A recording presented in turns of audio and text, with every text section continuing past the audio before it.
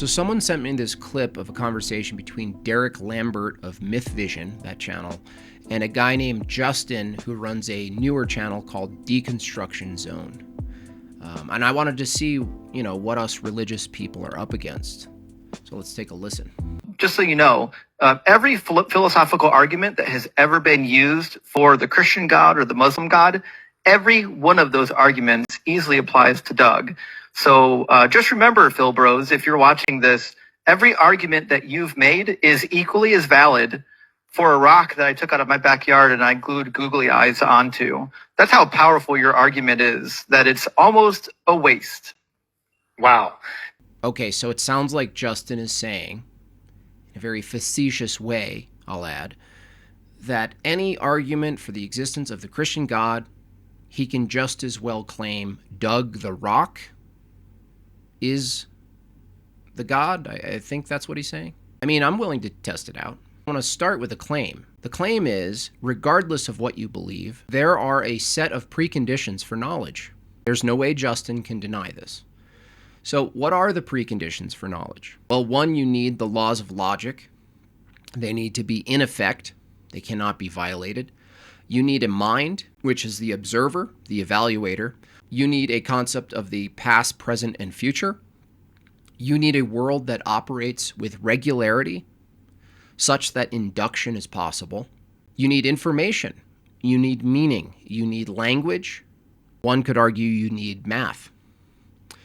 So if these are the preconditions for knowledge, and a Christian argues that the triune God can account for these preconditions, how is it that Justin is going to make the same argument for a rock, which is an inanimate object in the world? Well, he's got a couple problems, obviously. A rock is an object in the world. If the rock was God, the rock would have created the world. The rock wouldn't be the world. He's already violated the law of identity there. Another problem is, if you'll notice that Justin felt compelled to add eyeballs and a mouth to the rock. I mean, he might be just doing that to mock people, right? But it's actually kind of backfires, though, because being that the preconditions for knowledge are mind-dependent, mind points to personhood. It's kind of funny that he put eyes and a mouth on the rock because the rock would need to be personable, would need to have a mind, would need to have intent, would need to be a kind of knower. But a rock is not that. If Justin were serious about his argument, he wouldn't put eyes and a mouth on the rock, nor would he name the rock Doug. He would simply argue that the rock, a particular rock, by the way, is the founder of all of reality. The grounding for truth and knowledge. How is it, Justin, that the rock coherently can justify the laws of thought if the laws of thought are abstract and conceptual, and a rock has no mind or concepts? So, I mean, in short, this is embarrassing. Perhaps his own audience is swayed by the level of hubris he's willing to bring. But the argument itself is embarrassing. In a one-on-one debate on this particular topic, you would get absolutely decimated. Now let's see what Derek has to say.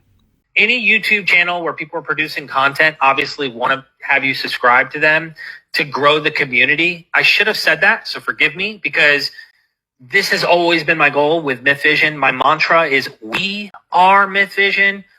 That is beyond just this YouTube channel. I see a community I'm trying to grow.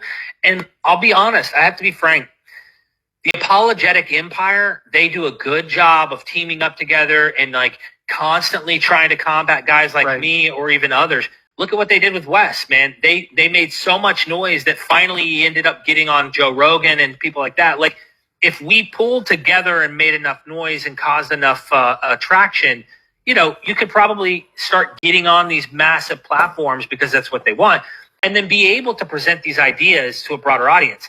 I tell you, I would not want nothing more than to be able to get on a platform as large as Joe Rogan's and go through mythic parallels and explain to him how these categories and genres work.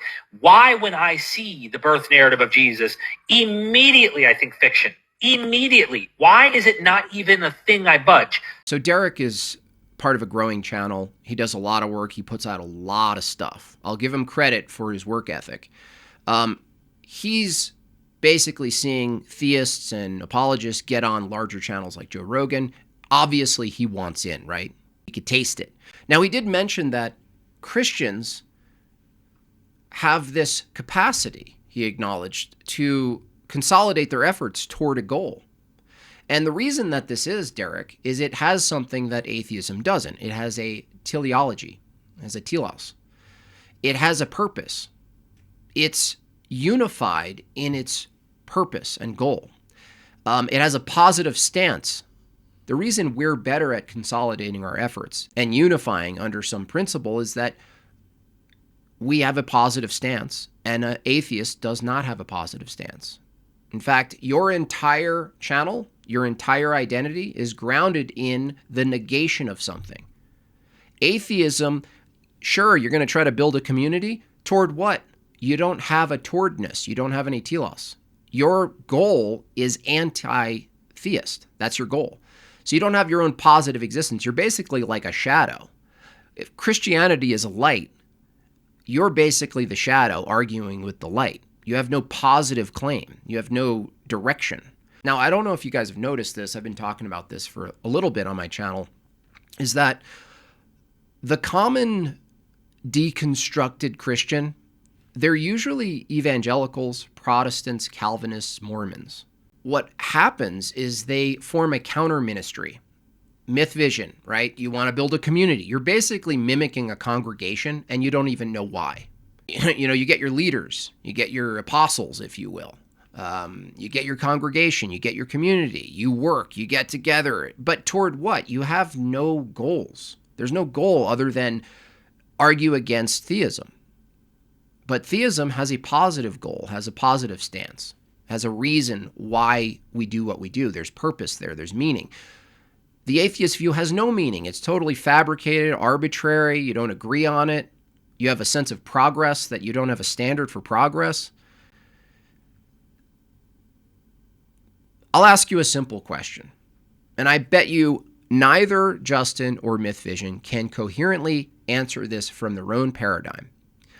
Why ought the theist who you're arguing against, why ought we abandon a belief if the belief itself provides utility? Your only argument for pursuing truth and abandoning false beliefs would be that it provides some sort of utility. But if the false beliefs themselves, demonstrably so, provide Christians and religious people a sense of belonging, sense of utility, purpose, why, from your own view, would we abandon it? You see, atheism tries to create a counter-church, but it has no goal. Atheism tries to fabricate a counter-truth, but it has no standard for truth. Atheism tries to practice good deeds, but it has no sacraments, it has no reason, it has no standard for good. So if you're wondering, Derek, why is it that theists and apologists somehow work pretty well together, even if they disagree, that they make up a pretty strong body in this sort of debate sphere, if you will? It's because we're unified, generally, we're unified in a direction. Atheism has no direction. It's a map with no true north. So I hope you get more notoriety, Derek. I think you do deserve some notoriety for the work you put in. The problem is, for all the work you're putting in, there's no real purpose behind what you're doing. And that's why theists, Christians, will always dominate the space, because we make a positive claim. We stand on something that has a direction and points to something. So I hope you get on. I hope you get on these channels. Why?